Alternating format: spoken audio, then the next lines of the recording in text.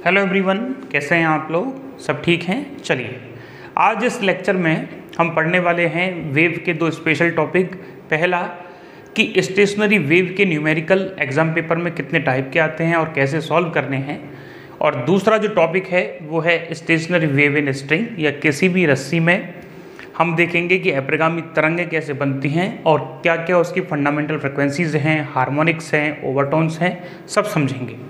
लेकिन इन दोनों टॉपिक को समझने से पहले आपके पास कल के लेक्चर की प्रॉपर इन्फॉर्मेशन होनी चाहिए। इन्फॉर्मेशन से मतलब जो आपको हमने स्टेशनरी वेव के फॉर्मेशन में नोट्स बताए, एंटी नोट्स बताए, रिफ्लेक्शन, ट्रांसमिशन के बारे में इन्फॉर्मेशन दी, वो पूरा पता होना चाहिए और सही पता होना चाहिए।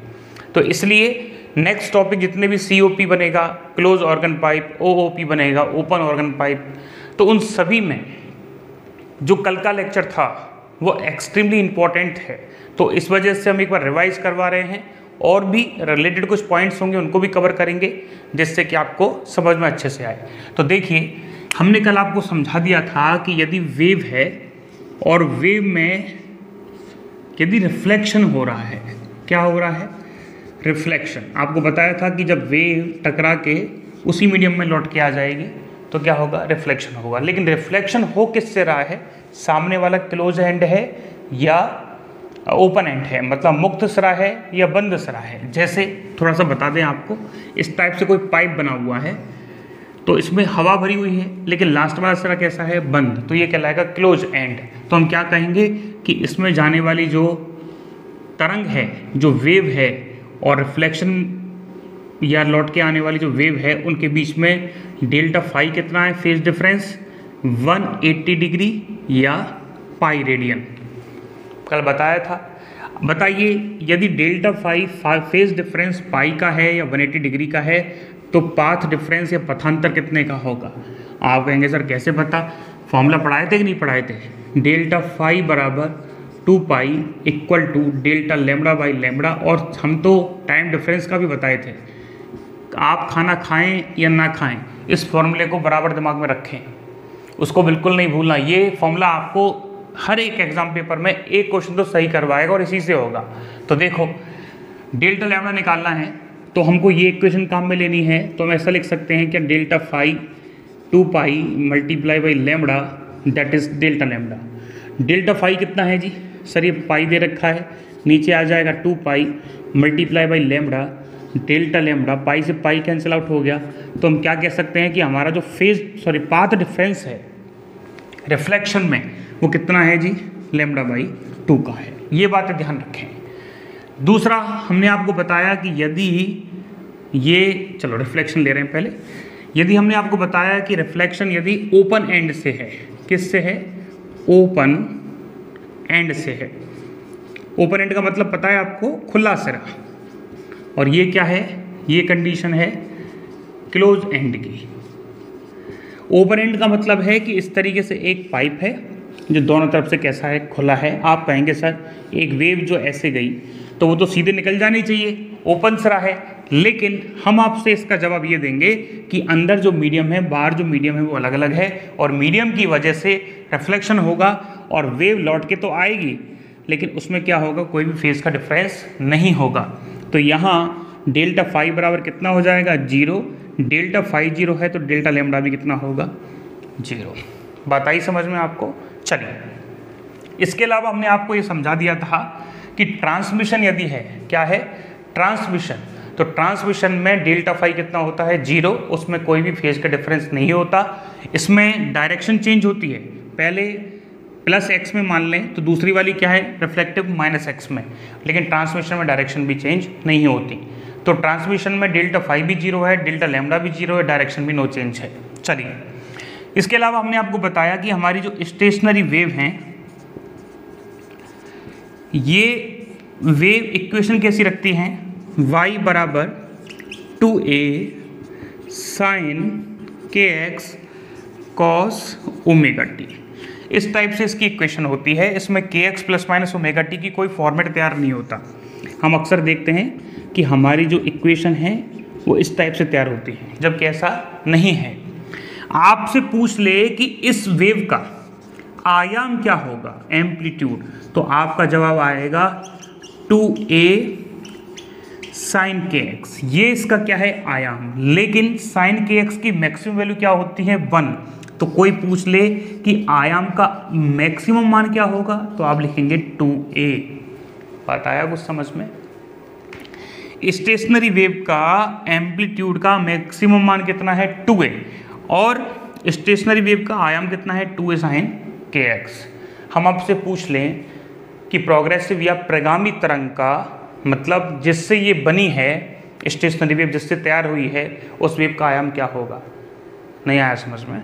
आपको क्या है, स्टेशनरी वेव की डेफिनेशन क्या थी कि दो वेव आए जो सेम फ्रिक्वेंसी की हों, सेम लगभग एम्पलीट्यूड की हों और आपस में आके सुपरपोज करें। तो आने वाले वेव का आयाम क्या था a, और जो फॉर्मेशन हुआ है स्टेशनरी वेव में उसका आयाम कितना है 2a। ध्यान रखना, लिखो क्या लिखोगे, स्टेशनरी वेव का मैक्सिमम आयाम है 2a, लेकिन प्रगामी तरंगें जो एनर्जी का संचरण करती हैं, या इसको ऐसा कर सकते हैं आपतित लिख लो, इंसिडेंट। इससे क्या पता चल जाएगा कि ये वो तरंगें हैं जिनसे मिलकर स्टेशनरी वेव बन रही हैं, और उसका क्या फॉर्मूला है a साइन के x minus omega T, omega T minus के एक्स। और ऐसे केस में यहाँ जो आयाम होगा वो कितना है, ध्यान रखना a है। बात आया। इसके अलावा हमने आपको ये समझा दिया था कि नोड पॉइंट क्या होते हैं और एंटी नोड पॉइंट क्या होते हैं। हमने आपको बताया था कि यदि कोई वेव है और स्टेशनरी वेव उसका फॉर्मेशन है, कुछ इस टाइप से बताया था, बात हुई थी हमारी और आपकी। तो ये जो पॉइंट्स कहलाते हैं ये क्या कहलाते हैं, नोड पॉइंट। और क्या चीज़ देख के हमने इसको नोड पॉइंट बताया था? नोड को हिंदी में कहते हैं निस्पंद। क्या कहते हैं? वैसे इंग्लिश वर्ड ज़्यादा अच्छा है पर फिर भी इसको हिंदी में कहते हैं निस्पंद।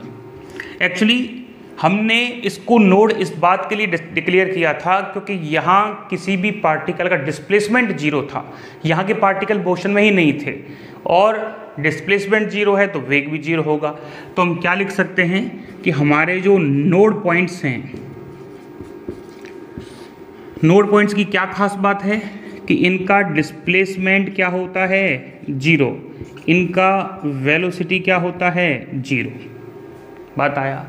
लेकिन हम एंटी नोड की बात करें, किसकी बात करें, एंटी नोड की, तो इसका डिस्प्लेसमेंट कितना होगा, मैक्सिमम डिस्प्लेसमेंट पूछ ले तो क्या लिखोगे 2a, और वेलोसिटी कितनी होगी इसकी, अब बताएंगे कैसे कैलकुलेशन करेंगे, मैक्सिमम। या ऐसा कर सकते हैं डिस्प्लेसमेंट कैसा होगा, मैक्सिमम। ये जरूरी नहीं है 2a हो सकता है 2b दे दे, अलग अलग फॉर्मेट में आ सकता है, जैसे यहाँ v दे दिया तो 2 भी हो जाएगा। तो वो हम अभी न्यूमेरिकल करवाएंगे, उससे क्लियर होगा। लेकिन ध्यान रखें एंटी नोड है तो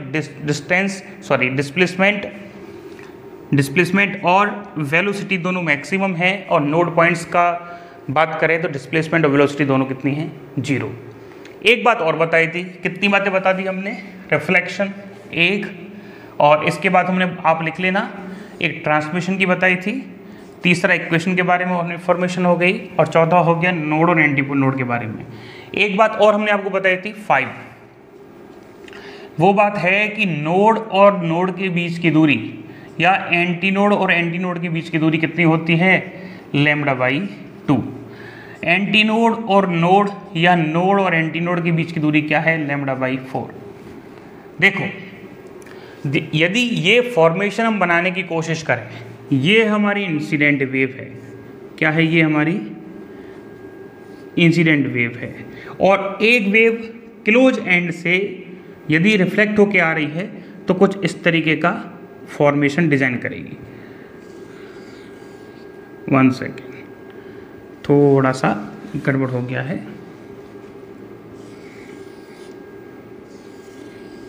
इस तरीके से ये रहो।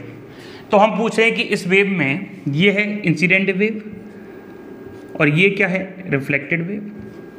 अब आपको दिख रहा होगा कि सर यदि इसका बीच वाला पॉइंट ये है तो ये कौन से पॉइंट हैं, नोड पॉइंट हैं। कैसे पॉइंट है ये, नोड पॉइंट हैं। और आपसे पूछे एंटी नोड कहाँ है, तो ये पॉइंट एंटी नोड है क्योंकि इस पे जो आयाम है वो कैसा है, 2a। देखो जी इधर कितना है a और इधर कितना है, तो टोटल आयाम कितना हो गया 2a। तो ये पॉइंट कौन सा है, एंटी नोड। ये पॉइंट कौन सा है, एंटी नोड। और ये पॉइंट कौन सा है, एंटी नोड। ये कितना होता है लैम्बडा, तो ये कितना होगा λ/2, तो ये कितना होगा λ/4। ये बातें हो गई थी आपकी और हमारी, ठीक। अरे बात आया समझ में। एक बात ध्यान रखें कि यदि क्लोज एंड है तो हमेशा नोड पॉइंट ही बनेगा, कभी भी एंटी नोड नहीं बन सकता, क्योंकि क्लोज एंड पर या बंद सिरे पर पार्टिकल मोशन में नहीं होता, वो स्थिर में होता है। अभी हम एग्जाम्पल लेके भी इस चीज़ को समझा रहे हैं, तो आप इसको नोट कर लें वापस से, ठीक है। फिर आपको इसके न्यूमेरिकल करवाते हैं कि किस टाइप से न्यूमेरिकल आ रहे हैं, फटाफट नोट कर लें आप इसको।